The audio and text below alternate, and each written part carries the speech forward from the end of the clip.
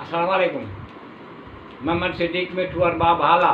मौजू कहाणीअ जो नालो डप ऐं ञुञ। डप जानी माली नुक़सान घाटो थियणु, शराब, भउ, ख़ौफ़। ञुञ जानी माली फ़ाइदो नफ़ो थियणु, ढ भलाई, उम्मीद, जुञ, सिराब। पान नंबर 92। हज़रत ईसा अलैहिस्सलाम जन फरमायो, ए बदकार बंदो, माण्हुनि खे सिर्फ़ु गुमान ते मलामत करियो था ऐं मलामत कोन था करियो पंहिंजे उन्हनि बुराइयुनि ते जो तव्हांखे यकीन आहे। ऐं दुनिया जा माण्हू पंहिंजा सिर जा वार नंढा था करियो ऐं पंहिंजा लिबास नंढा था करियो। दुनिया जा माण्हुनि जे सिरनि मथनि खे हेठि था करियो, मगर पंहिंजे दिलनि में कीनू परे कोन था करियो। ए दुनिया जा माण्हू, तव्हांजी मिसाल आरस्ता क़बर जहिड़ी आहे, जंहिंजे ॿाहिरां ॾिसण वारनि लाइ वॾी आराइश ऐं ज़ीनत आहे ऐं उन जे अंदरां गुनाह खां आलूदा बोसीदा हॾियूं आहिनि। ऐं बनी इसराईल जे उलमान जे मजलिस में पाण खे सुञाणो, उते अदब सां वियो। उन लाइ त ख़ुदा मुर्दा दिलनि खे नूरे हिकमत सां ज़िंदह करे थो, जहिड़ी तरह मुर्दा ज़मीन खे बारिश मींहं जे कतरनि सां ज़िंदह कंदो आहे।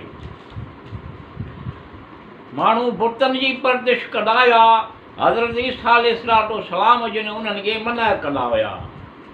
हज़रत ईसा अलैहिस्सलाम जिन फरमायो, ए बनी इसराईल, थोरो ॻाल्हाइणु वॾी दानाई आहे। बेशक ख़लाक आलम घणो खिलण जो बेमौक़िया आहे।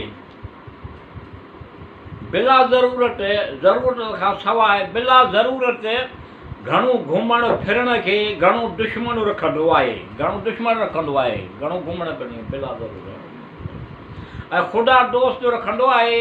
उन हाकिम ऐं पेशवा जो माल चारण वांगुरु रियाया खां गाफ़िल कोन थो थिए।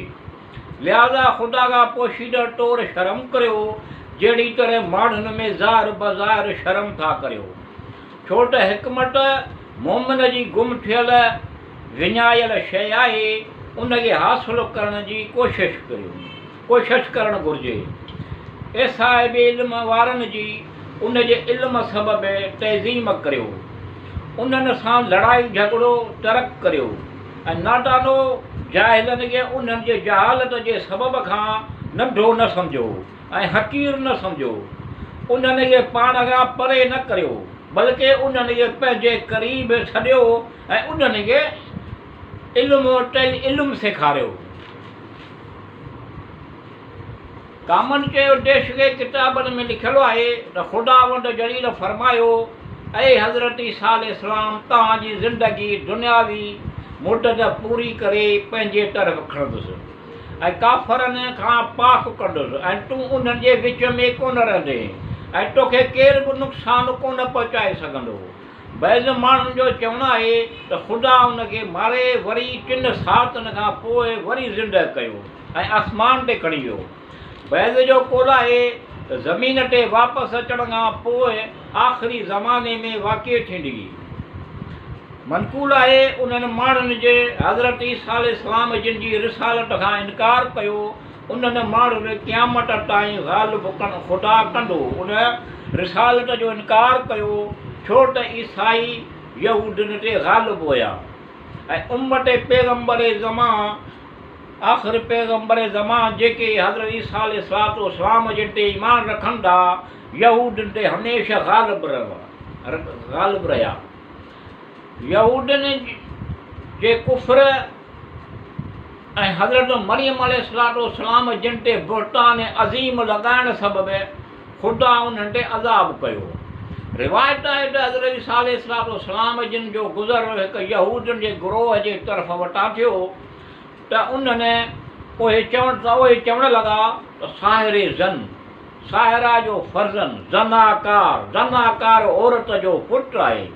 जॾहिं जनाब हज़रत ईसा अलैहिस्सलाम उन्हनि माण्हुनि जूं बेहूदा ॻाल्हियूं ॿुधियूं त बारगाह इलाही में अर्ज़ु कयो, ख़ुदावंद तूं ई मुंहिंजो परवरदिगार आहीं, तो त मूंखे बग़ैर पीउ जे पैदा कयो, इन ई सबब जे करे माण्हू मूंखे ज़ना ज़ादा चवनि था। ख़ुदावंदा तूं उन्हनि ते लहनत कर जेके मुंहिंजे माउ खे गारियूं था ॾियनि। उन ई वक़्तु उहे माण्हू सूअर थी विया। इहा ख़बर यहूदनि जे बादशाह यहूदा ताईं पहुती त उन्हनि यहूदनि खे गॾु कयो ऐं हज़रत ईसा अलैहिस्सलाम जिन जे मारण ते इत्तिफ़ाक़ कयो।